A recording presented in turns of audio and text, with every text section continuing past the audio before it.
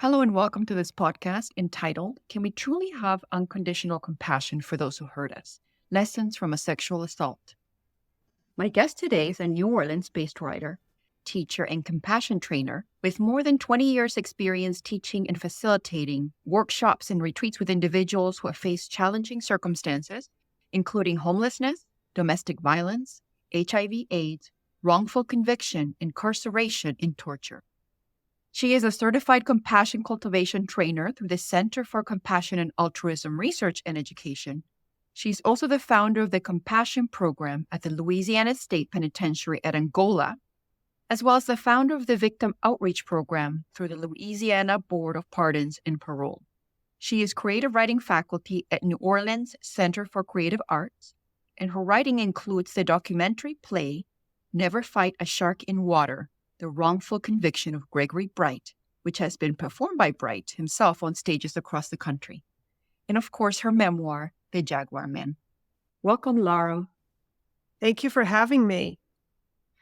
I'd love to start talking about your book. You touch on so many issues that are facing women and men today, and how we have systems that aren't moving forward in a compassionate way when it comes to sexual assault. I was wondering if you could talk a little bit about what inspired you to write the book. The backstory is I went and was meant to be a 2-week vacation in Belize. And on the 4th day of that trip, I was picked up by a man pretending to be a cab driver. And I was kidnapped into the jungle at knife point, where I was robbed and raped twice. That's one level of the story. And of course, after that kind of a traumatic incident, I was left with the question, what just happened? But there was another what just happened that was even bigger, that while I was in the jungle with this man, who I referred to as the Jaguar Man throughout the book, it mixed in with the violence was also this very profound experience of compassion, because it was compassion, I believe, that saved my life. It was very obvious that this man was acting out of his own madness or pain or trouble. It was not personal to me. That I knew immediately. I had never met this man before, so it couldn't have been about me. So really my only defense, not being able to run or to hide or to overpower him, my only defense was to turn toward him and his pain and try to soothe him so that he would stop harming me. And all of that made a lot of sense in the jungle. But the moment I was safe and away from him, it didn't make sense anymore. And part of that confusion came because I was living in Los Angeles at the time, and I told people what happened. I wasn't hiding it or ashamed in any way. But the reactions I got were so varied and so angry, and I really started to question my own approach to self-defense. And so the book was born out of wanting to have some control over the narrative, to shape it, to make sense of it, and how to think about and talk about compassion. I wanted to have a conversation about compassion in the face of violence. And that's what birthed the Jaguar Man. That's beautiful. And of course, writing has been a tool and probably was a tool for you beforehand. Absolutely. Yeah. That's kind of how I orient in the world. Yeah. And I loved how you kind of wrote the story, because you kind of use facts and myths as storytelling. And I don't know if you've heard of Dr. Jean Houston, who is the author of Jump Time. And she actually uses myth as a way to heal trauma. She actually has kind of this neat exercise where you think about a traumatic event and then use myth, use kind of a fairy tale in order to kind of retell your story as a healing tool. And so I was just wondering whether or not you could share why you had used kind of the facts and myths, and whether it was kind of a tool for you to assist yourself in your healing. When I got home from my encounter in Belize, I was really obsessed with wanting to know more about the man, the Jaguar Man. I wanted to understand what was driving him, why violence was the way he was expressing whatever he was going through. So when I sat down to write a memoir, I felt really blocked, because So much of the truth of my story. without my obsession and about him, How could I write a factual story when I didn't have the facts? So I name within the memoir, what I name as fact is what I at least remember. Now, whether or not that's factual, I don't know, but my memory to the best that I can recall. What I use as myth is what I use to fill out the story of who this man is in relation to me. You very rarely use the word rape or sexual assault in your book. You actually kind of use the letter X. I was wondering if you could share with the audience why you opted to not use the word. Right. So not using the word rape and using the symbol X instead is, I think, in many ways related to also your question about myth.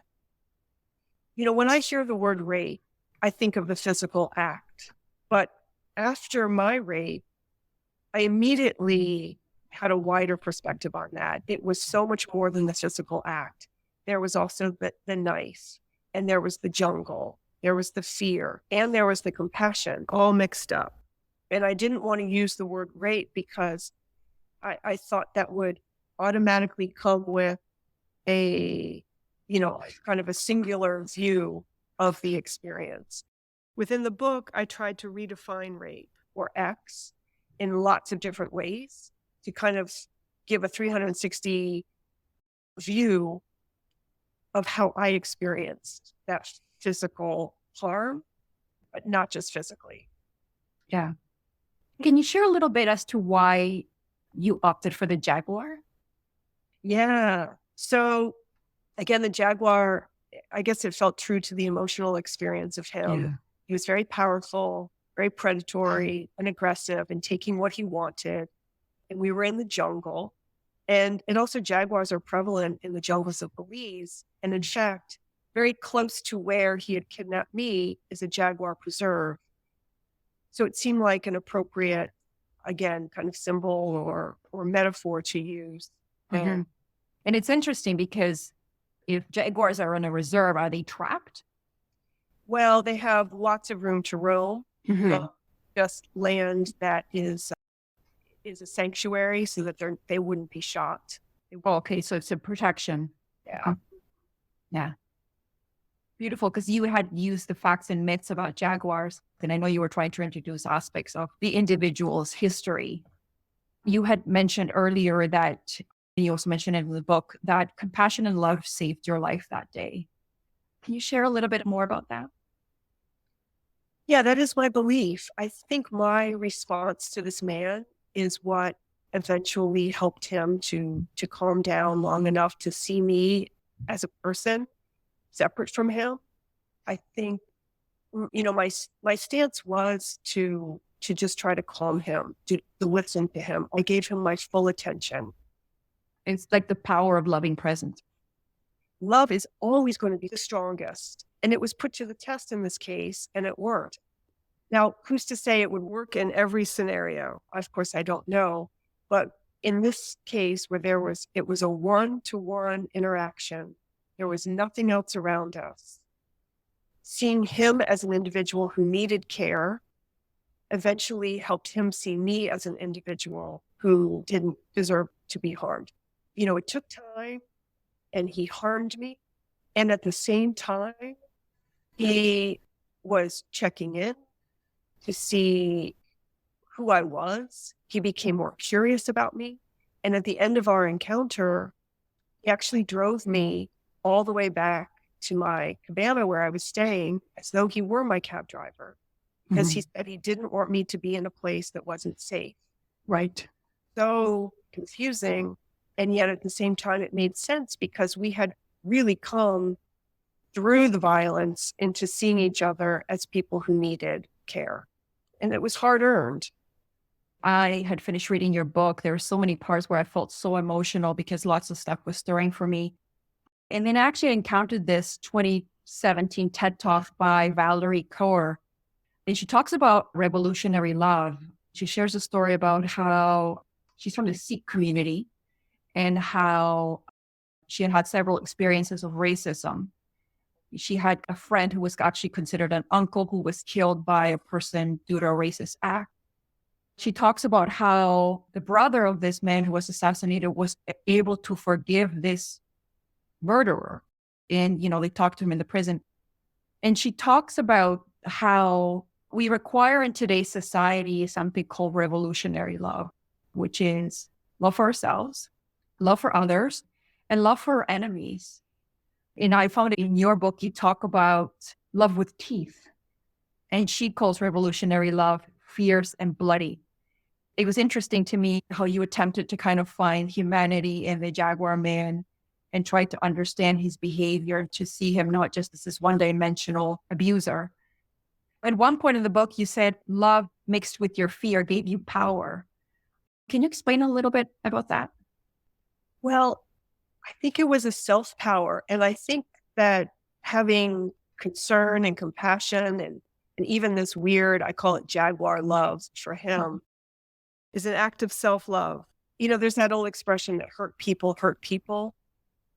If I can extend compassion to someone who's hurting and their hurting ceases or at least dissolves a little bit, they will then be able to be better toward me. So, it's not just an offering to somebody else. It's very much an acknowledgement that we are so connected that I can't be well unless you are well. Wellness depends on your wellness, and your wellness depends on mine. And so it's very much a powerful act of self-love to love another, perhaps even especially who we might consider an enemy.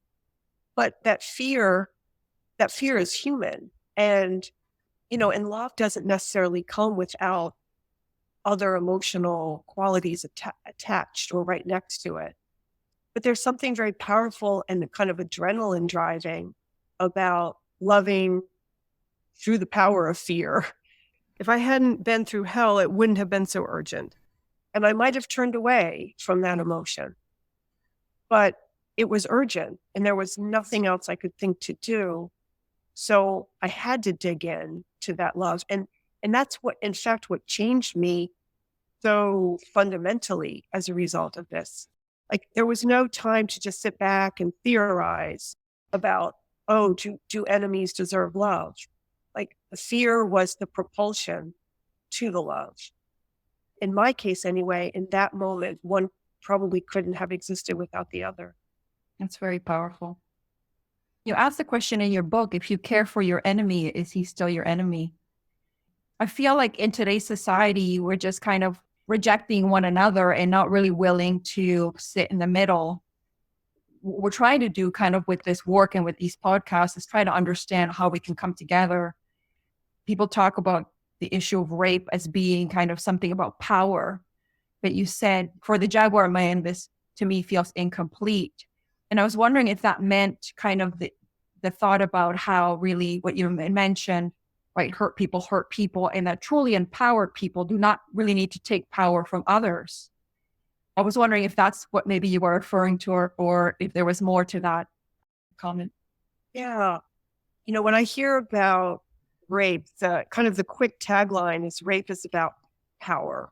The person is trying to exert or express a power over the person they're violating. While that is in fact the experience, in my situation, I felt that it wasn't just about power, but it was about wanting to have enough power to achieve something else. And in this case, he very clearly told me that he was desperately trying to connect. It was power in order to connect with someone. He told me about the problems of his life, the problems with the law, separation from his wife, he was not allowed to see his son, who is, the love of his life. He thought about killing himself that morning. So I had all this information, and he just kept saying that he wanted to feel. So it wasn't power for the sake of power. It was power to achieve the thing that he was so desperately missing. And that second part, I think, is crucial understanding of maybe what drives people to violence. That there is this hurt that is manifesting in a violent way, but the hurt itself is trying to be soothed. And there are other ways to soothe the hurt, of course. I think it also, it probably behooves us to define compassion as well, because I think a lot of flack that people get about this radical kind of love is because there are a lot of myths about compassion. Compassion is recognizing the suffering, wishing for that suffering to be relieved, and being willing to help or motivated to help. But compassion in no way means letting somebody off the hook. Compassion is not feeling sorry for someone. It's not condoning bad behavior. And it doesn't even mean that there's forgiveness. It simply means that you see their suffering and you want to help to relieve the suffering. There are a lot of people who think that if we become a culture or an individual of compassion, that suddenly we're walked all over or we're harmed even more. But in fact, compassion can be a very empowering way to kind of live in the world. And I find that the more I've studied compassion, the more I've learned about it, and the more I've cultivated and practiced it, actually the stronger and clearer my boundaries get. One of the myths of compassion is that suddenly people will walk all over you and take advantage of you. But in fact, compassion can help give us much clearer boundaries. There is that expression that there's fierce compassion. Compassion doesn't mean that you are always gentle. It means that your action has the intention behind it to relieve suffering. That action can come and look in lots of different ways. The most compassionate thing might be in one situation to turn around and walk away, to leave. Another compassionate reaction might be to get involved, to try to actually be of service. And another one might be, in some cases, to use force to change the course of an action. But always what would be the thing would be the attention to relieve suffering. And so I think it's helpful to define that so that there's not confusion about, we're not just saying love someone no matter what they do. We're saying see the suffering that's at the root cause of this behavior, hold the person accountable, and help them move beyond the limited thinking and mindset that is driving this behavior. I'd like to believe that working from a place of compassion and love is our true nature.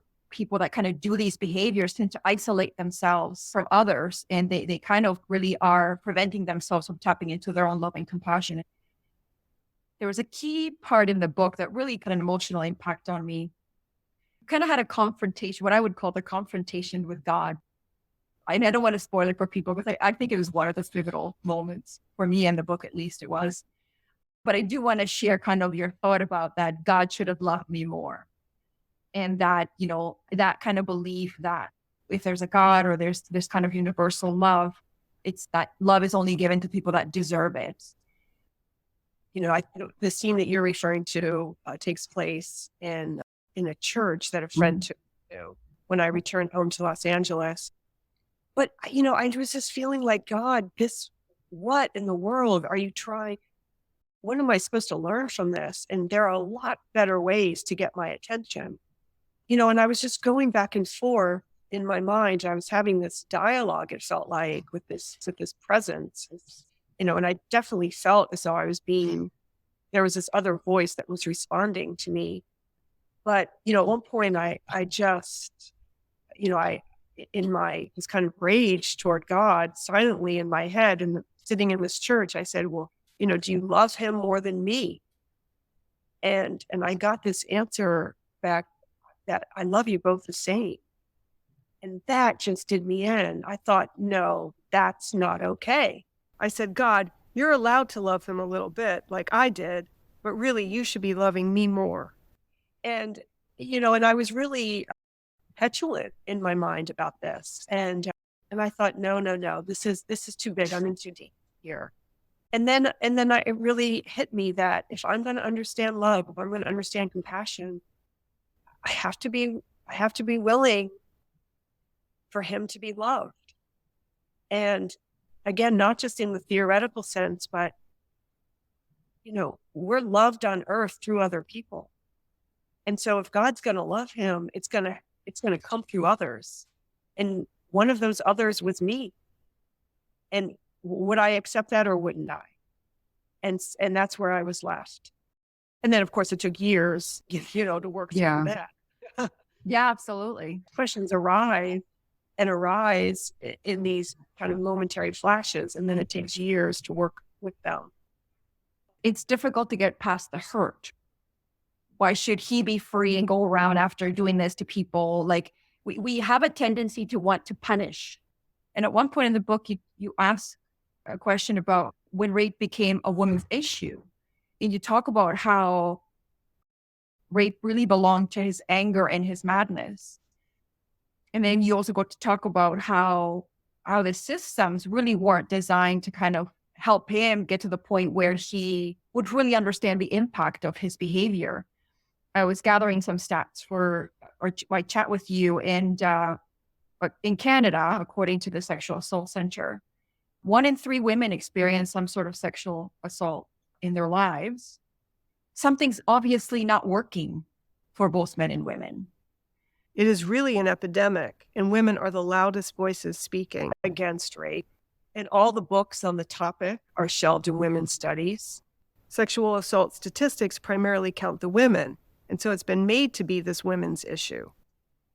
And, and I really resent that rape has become a woman's issue. And I just, part of that resentment is just that I think that we're in a loop of ineffectivity. Although there are women who rape, ultimately it is a men's issue. Yeah. And I think that when we get to the point where we're willing to listen to men who have assaulted others and to understand what is driving them and what they need, what they didn't receive, what sort of messages they've received, we're getting better in our culture listening to women and listening to their experience, but listening to the victim or the survivor does not change the behavior of the offender. Mm-hmm. So I really would like to turn this on its head somehow, some way. And that's one of the things that propelled me to want to go into a prison and just, figure out what is missing, what has been missing in the healing of people who end up committing these really horrible violences and then suffer the consequences of it for the rest of their lives. Like, that's not working for anyone. And it's not healing women. Putting someone in jail does not heal a woman. I'm not saying people shouldn't be in jail. I'm just saying it's not a direct relationship to someone else's healing. I've been thinking about kind of the whole concept of prison and how historically, like, our solution to our problems has been isolate and segregate, right? Like, this is how we treated children with developmental disabilities. This is how we treated people with mental health problems. But we're not really kind of addressing the problems. Talk about how prison is really the place where the sickest people go, only to get more pain inflicted on them. One of the questions I wanted to ask is what you thought we really need to kind of create systems that actually work for both men and women. From working in the prison system, what I see are competing needs and competing purposes.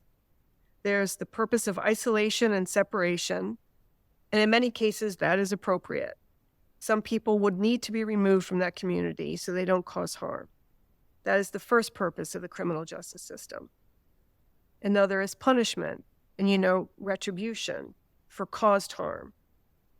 And then the third is rehabilitation. And what I see is that all three of these are functioning simultaneously, but in many cases at odds with one another. So once a person has been separated from their community, is incarcerated, then they're offered rehabilitation programs, some incredible programs, at least in Angola. And at the same time, there's a lingering desire within the larger community for eternal punishment. And so we have, in many cases, a person whose mindset and behavior is very rehabilitated, having served 20, 30 years in prison. And now we're punishing a person who doesn't really resemble the violent person of their past. What is it that we intend incarceration to be? Who is it for? Is it for the individual who caused the harm? Is it for the survivor of the harm? Competition of of needs and purposes is really causing enormous confusion and strife and chaos. Very well put. 'Cause I do find in these systems, there's all these competing needs. Doesn't feel like we're making progress in terms of helping people understand and really truly rehabilitate.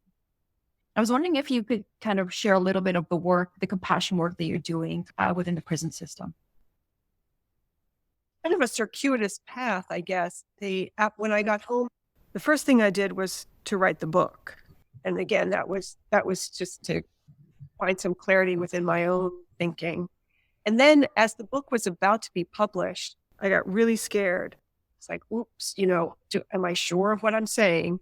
And I don't really have a circle of kind of compassionistas, to make sure that I can stand behind what I'm saying. Like, am I out here on my own? And so I searched and I found a program at Stanford University, the Compassion Cultivation Training. It's an 8-week science and mindfulness-based compassion training course. So I went and I got trained to teach that course. And really what I was looking for was a community and answers to what is compassion, because I knew I was going to be asked to talk about it. And I wanted to talk about it beyond just my own experience, but I wanted to have a much more education, the science and the research and the philosophy behind it. So I got trained in that. And then as a result of that certification, through a series of kind of, unexpected and remarkable events, I ended up being invited to Angola out of the blue to speak. And From that moment on, I've been going once a week ever since, and I teach the 8-week compassion. I teach that series to men who are incarcerated. That's kind of the main component of the program. We also do shared compassion workshops. We do all-day conferences in Louisiana. The idea is to bring people together and talk about the urgent issues within corrections through the lens of compassion. It's been really life-changing for me, and I didn't even know I would appreciate it. I certainly have been kind of forced to face some questions I didn't necessarily want to face or know I wanted to face, like, What is justice? Yeah. It's challenging work. Yeah. Honestly, I have not encountered anyone yet at Angola who's not willing Or interested in being part of those questions in conversation. The biggest learning for me has been more an unlearning impressions of who people are and who are in prison. We tend to make a lot of judgments about who people are. A lot of judgments and narrative. that's promoted through media and TV and movie. It's just not at all what I've encountered. So it's been a long process of unlearning before I could even build up new learning. Would you be able to share maybe some of the outcomes you've seen after implementing the compassion training? A lot of the outcomes are similar to the outcomes I've seen outside of prison. The hardest part of compassion is the self-compassion. That is something I have noticed across the board with every group of people that I've run the compassion workshops with. So one of the outcomes has been maybe greater self-care, maybe a softer approach to their own pain, sadness, loneliness, grief, shame. I think one of the biggest benefits of the class is creating a shared environment where it's okay to be really honest and vulnerable. We sit face to face, sometimes in pairs, small groups or big groups, and we get honest and real about how we're feeling in that moment. And there aren't a lot of opportunities within prison or frankly outside either for that kind of focused and caring exchange. People crave that. They thrive on that, but we are so skillful at avoiding that. So I'm just wondering what kind of support you have received from the leadership at the organization. Oh, it's been Extraordinary support.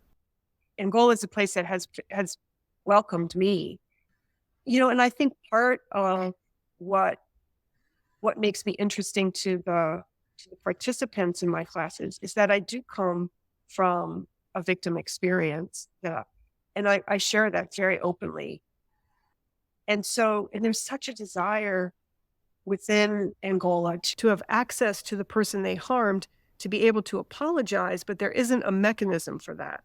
And so For me to be a survivor of a violent crime and show interest and to be willing to understand it is refreshing, new, and important. And so The prison administration has been very welcoming. And I think that's really instrumental in being able to do this kind of work within the prison system. Absolutely. Can you talk a little bit about what you think are kind of some key areas that are missing within the prison system in creating kind of more compassionate and healing places? Maybe one of the places to start is outside of prison with our attitudes and assumptions. we're really asking people who are incarcerated in this country to do a Herculean task of overriding and a harsh, cold environment in order to be a loving person. I don't know. I'm not sure I did your question any justice at all, but I think it's just such a huge question. I don't know where to begin, because it's at the individual system level.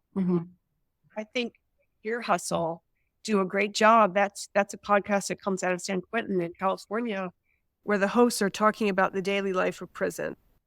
and yet It reminds people outside that, oh, right, we're talking about individual people who are living individual lives, very full, in many cases, lives with people with jobs within prison, with relationships, with families, relationships that they've managed to maintain over decades. And, when we talk about quote unquote offenders, I think that's problematic because in many cases, the offense occurred decades ago, and yet we continue to refer to a person as an offender. We hold the very definition of that person according to that act. I think, if we are going to start changing a system, we're also going to need to change a perception of the individuals within that system. Absolutely. And I think you did a beautiful job answering the question. I mean, these are great points in terms of looking at the environments we're creating top to bottom in, whether or not we're creating kind of these dehumanizing systems. And looking at our attitudes, is our purpose to punish? Is our purpose to really rehabilitate? And can those two really coexist together? I think you've got us on the journey to kind of really think about how we can create more compassionate places. So thank you. What's next for you? Is there anything that's coming up that you would like to share with us in terms of some of the work that you're doing? I am carrying on. I'm deep in it. I teach, my full-time job is I teach creative writing at an arts conservatory high school. And then, and I spend my time in Angola. I also work with a victim outreach program. I think that's really important to mention as well, that my focus is really on, we talk about sides, both sides. I really don't see sides. I see lots of people who are hurting, who want to heal. And I'm just going to keep on keeping on. I'd like to encourage everyone to go buy The Jaguar Man, available on Amazon. And I'd like to thank you, Lara, for the work that you're doing. It's so impactful. Thank you so much.